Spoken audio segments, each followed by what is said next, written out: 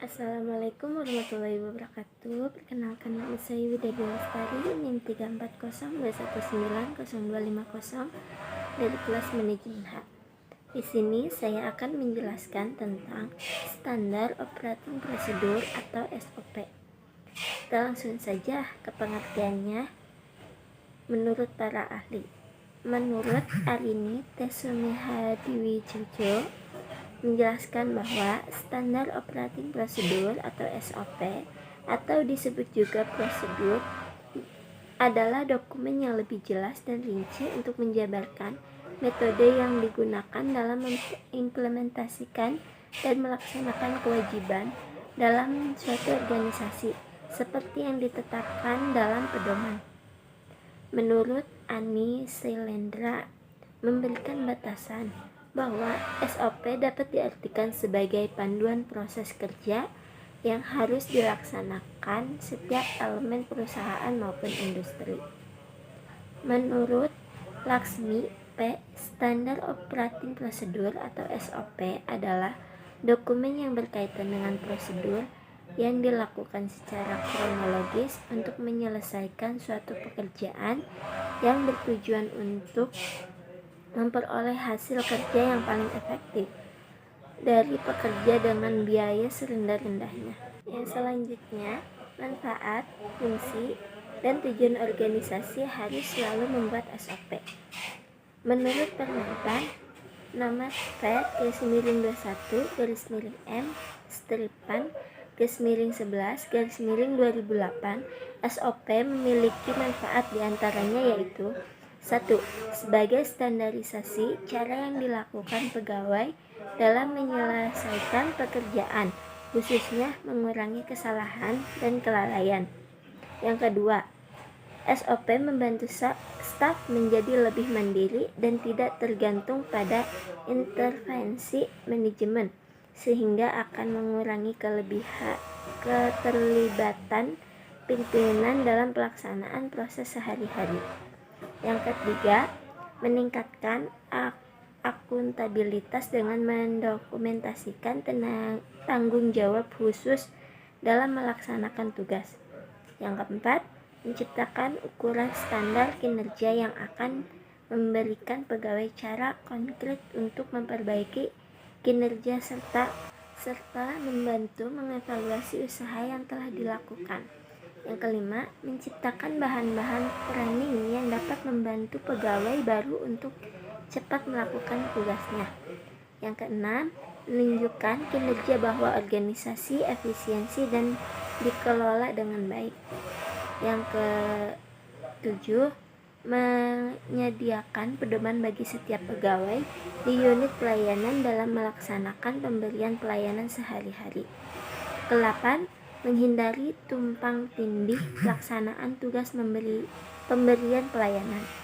Yang kesembilan, membantu penelusuran terhadap kesalahan-kesalahan prosedural dalam memberikan pelayanan. Yang ke-10, menjamin proses pelayanan tetap berjalan dengan berbagai situasi. Selanjutnya, fungsi SOP menurut Indah Puji yaitu 1. Memperlancar tugas petugas atau pegawai atau tim kerja. 2. Sebagai dasar hukum bila terjadi penyimpangan. Yang keempat, mengetahui dengan jelas hambatan-hambatannya dengan mudah dilacak. Yang keempat, mengarahkan petugas atau pegawai untuk sama-sama disiplin dalam bekerja. Yang kelima, sebagai pedoman dalam melaksanakan pekerjaan rutin. Selanjutnya, menurut Aranani P, secara spesifik, tujuan dari SOP adalah 1. Agar pegawai dapat menjaga konsistensi dalam menjalankan suatu prosedur kerja. Yang kedua, memudahkan proses pengontrolan pada setiap prosedur kerja. Yang ketiga, mengetahui dengan jelas peran dan fungsi tiap-tiap posisi. Yang keempat, memberikan keterangan atau kejelasan tentang alur, proses kerja, wewenang, dan tanggung jawab dalam kerja. Yang kelima, memberikan keterangan tentang dokumen-dokumen yang dibutuhkan dalam suatu proses kerja. Yang keenam, melindungi perusahaan dan pegawai dari malpraktek atau kesalahan administrasi lainnya. Yang ketujuh, menghindari kesalahan, keraguan, duplikasi, dan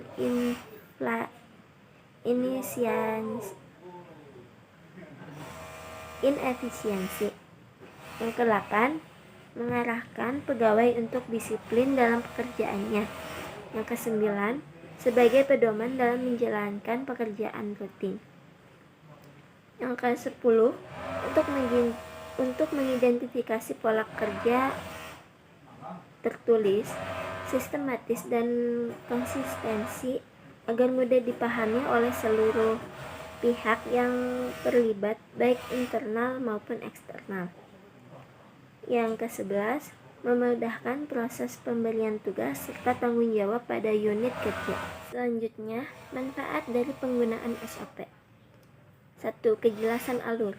SOP dapat memberikan manfaat bagi kita dalam memberikan penjelasan tentang prosedur kegiatan, bahkan dapat menuliskan dengan jelas dan detail mengenai prosedur yang seharusnya dilakukan dalam pelaksanaan tugas.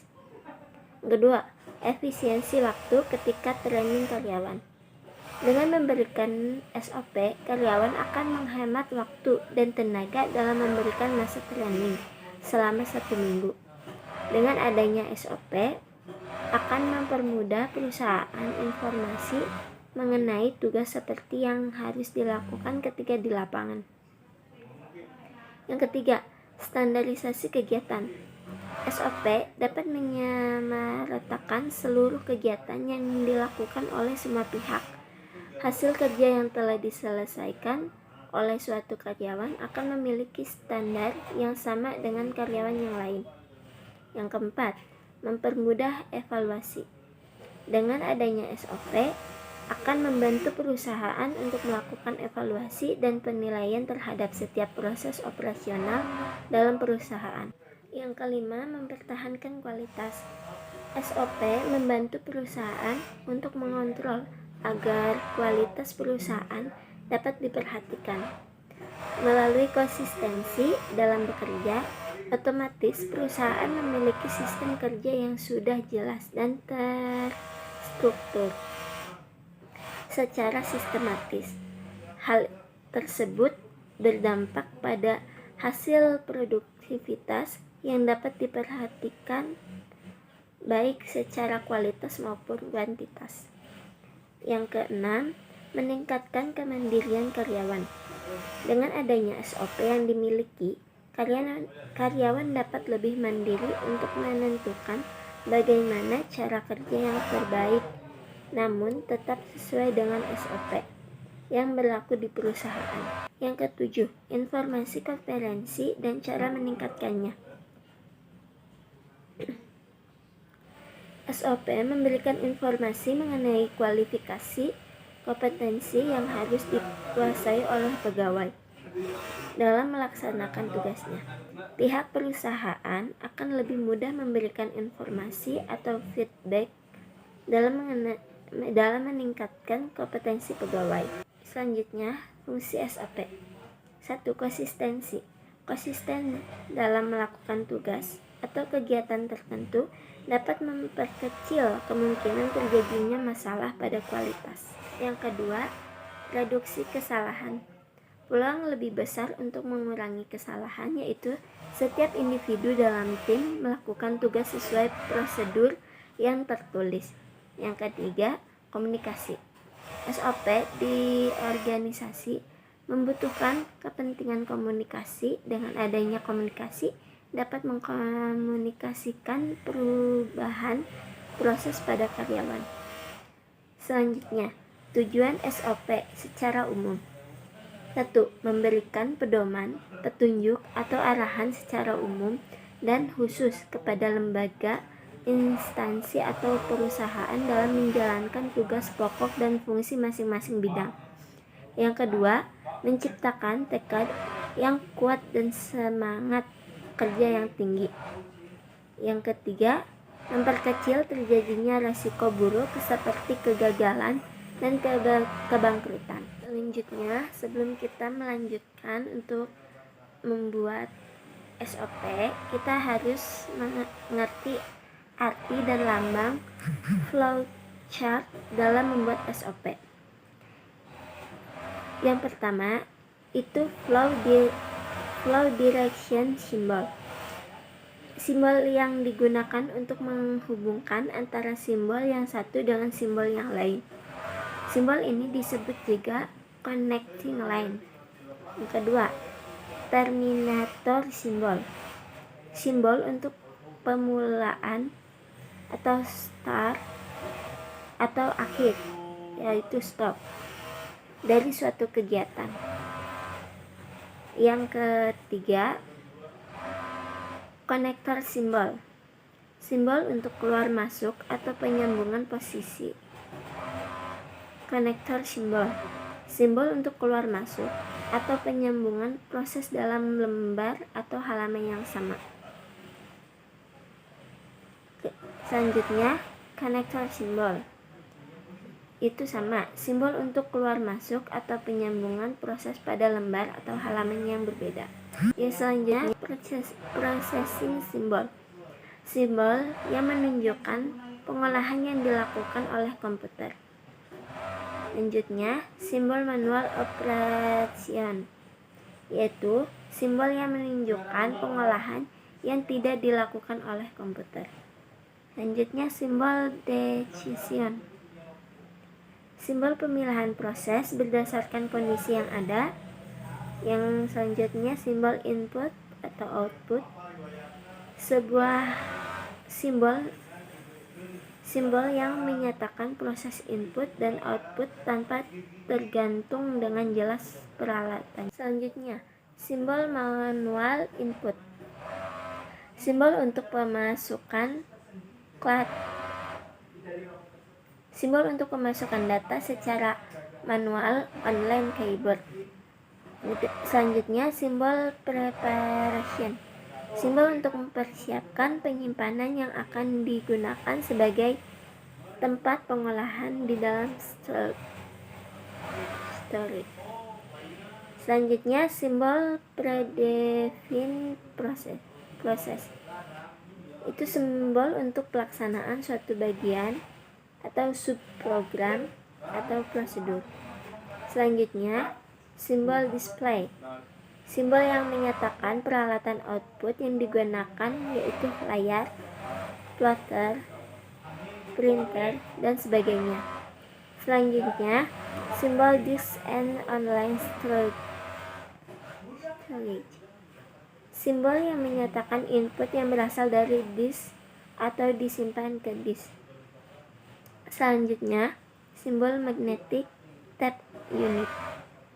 Simbol yang menyatakan input berasal dari pita magnetik atau output disimpan ke pita magnetik. Selanjutnya, simbol punch card. Simbol yang menyatakan bahwa input berasal dari kartu atau output ditulis ke kartu. Selanjutnya, simbol dokumen. Simbol yang menyatakan input berasal dari dokumen dalam bentuk kertas atau output dicetak ke kertas.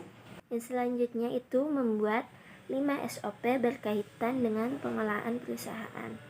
Yang pertama itu SOP perbaikan barang inventaris kantor. Di sini ada logo perusahaan, judul, standar operating prosedur, perbaikan barang inventaris kantor, nama organisasi, tanggal dikeluarkan, dan kode. Di tabelnya itu ada nomor, kegiatan, perlengkapan, kepala subat PU, mutu baku, itu dibagi menjadi 3, yaitu kelengkapan, waktu, dan output. Yang terakhir keterangan. Hanya di sini ada 6 kegiatan. Yang selanjutnya, yang kedua, SOP surat masuk. Ya sama, di sini juga ada logo perusahaan, judul, SOP surat masuk, nama organisasi, tanggal dikeluarkan, lalu kode. Untuk di tabel itu ada nomor, kegiatan pelaksanaan itu dibagi menjadi 4: Kasubag umum, staf, PKPN, pancek, lalu mutu baku itu persyaratan atau perlengkapan, lalu waktu dan output. Di sini untuk kegiatannya itu ada 9. Yang ketiga itu standar operating procedure surat keluar, yaitu sama ada logo perusahaan, judul, SOP surat keluar, nama organisasi, tanggal dikeluarkan, dan kode. Untuk di tabelnya itu ada nomor kegiatan pelaksanaan dibagi menjadi 4, yaitu Kabak organisasi, Kasubag, pengadministrasian umum, Caraka. Lalu mutu baku itu dibagi menjadi 3, persyaratan atau kelengkapan, waktu, dan output. Lalu keterangan. Kegiatannya ini ada 4 kegiatan. Lalu selanjutnya yang keempat, SOP pengelolaan barang. Di sini juga ada logo perusahaan, judul, standar SOP pengelolaan barang, nama organisasi, tanggal dikeluarkan, lalu kode. Untuk tabel itu nomor kegiatan pelaksanaan dibagi menjadi 4, yaitu pengadministrasian umum, kepala subbagian, kepala dinas, unit kerja yang dituju. Lalu mutu baku dibagi menjadi 3, persyaratan, kelengkapan, waktu, dan output. Lalu keterangan. Untuk kegiatannya di sini ada 5 kegiatan. Lalu yang terakhir itu SOP surat keterangan perbaikan kesalahan data. Di sini sama ada logo perusahaan, judul, SOP pembuatan surat keterangan perbaikan kesalahan data, nama organisasi, tanggal dikeluarkan, dan kode. Untuk tabel itu ada nomor kegiatan pelaksanaan itu dibagi menjadi 4, peserta, pengada STRITK,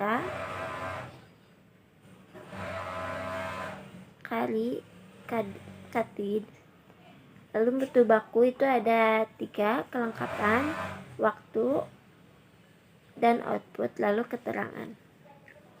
Untuk kegiatannya di sini ada 7 kegiatan. Untuk selanjutnya saya akan memberikan contoh pembuatan SOP. Saya akan mengambil contoh dari salah satu 5 yang saya sebutkan tadi. Saya akan mengambil contoh dari perbaikan barang inventaris kantor. Di sini saya sudah membuat tabel di Excel. Ya, di sini ada logo perusahaan, judul, standar operating procedure, perbaikan barang inventaris kantor. Lalu ada dokumen level. Di sini nama organisasi, tanggal dikeluarkan yaitu 17 Maret 2022, lalu kode. Di tabel ini ada nomor kegiatan, perlengkapan, kepala subbag TU, mutu baku. Di sini ada kelengkapan, waktu, dan output, lalu keterangan. Kita membuat flowchartnya. Untuk kegiatan dari perbaikan barang inventaris kantor, kegiatan pertama itu mendata, mengecek barang yang akan diperbaiki. Untuk simbolnya itu menggunakan terminator simbol, yaitu simbol untuk permulaan atau akhir dari suatu kegiatan. Simbolnya itu seperti ini. Untuk kelengkapan itu daftar kondisi barang, untuk waktunya itu 1 hari, dan output itu daftar barang yang rusak. Yang kedua itu membuat dan mengkonsultasikan rencana tidak lanjut perbaikan. Untuk logo lambangnya itu seperti ini.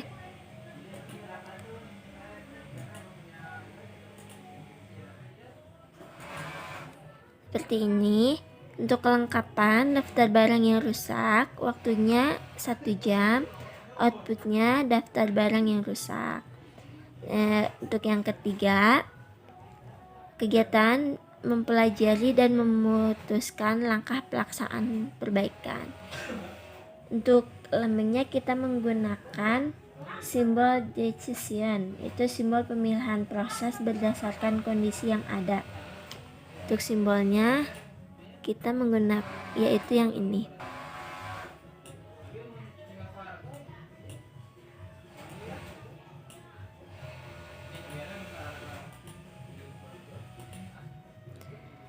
Untuk kelengkapan daftar barang yang rusak, untuk waktunya 30 menit. Untuk outputnya jenis dan item barang yang akan diperbaiki. Selanjutnya melaksanakan tugas sesuai disposisi. Lambangnya itu menggunakan processing symbol, itu simbol yang menunjukkan pengolahan yang dilakukan oleh komputer.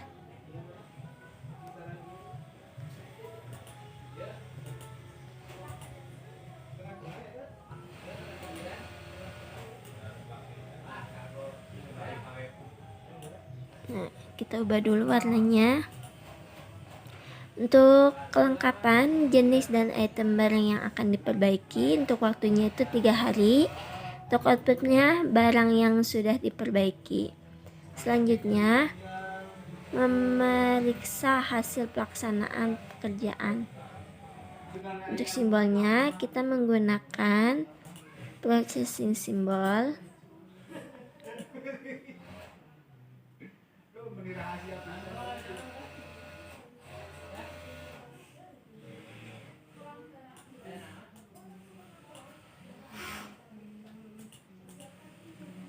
Untuk kelengkapan barang yang sudah diperbaiki, untuk waktunya 1 jam.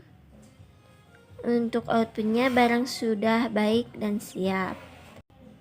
Untuk selanjutnya, kegiatan selanjutnya menyerahkan kembali barang inventaris sesuai pemanfaatannya. Untuk lambangnya kita menggunakan terminator simbol, karena ini akhir dari suatu kegiatan.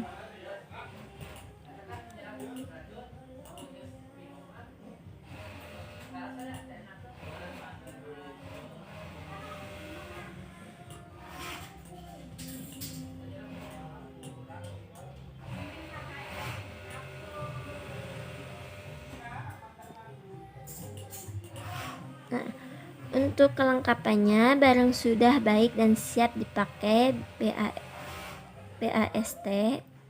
Untuk waktunya 1 jam. Untuk outputnya barang sudah bisa dipakai. Selanjutnya kita membuat panah untuk menghubungkan.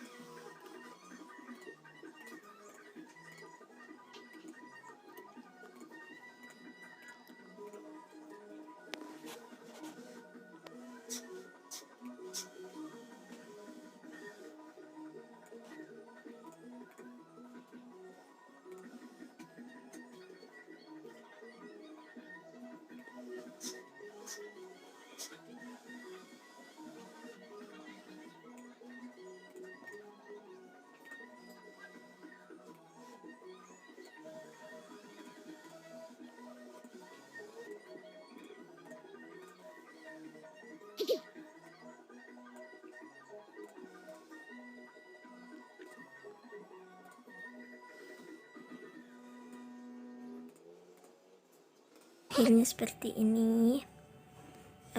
Mungkin cukup sekian yang dapat saya sampaikan. Mohon maaf apabila ada kesalahan dan gangguan dalam penjelasan.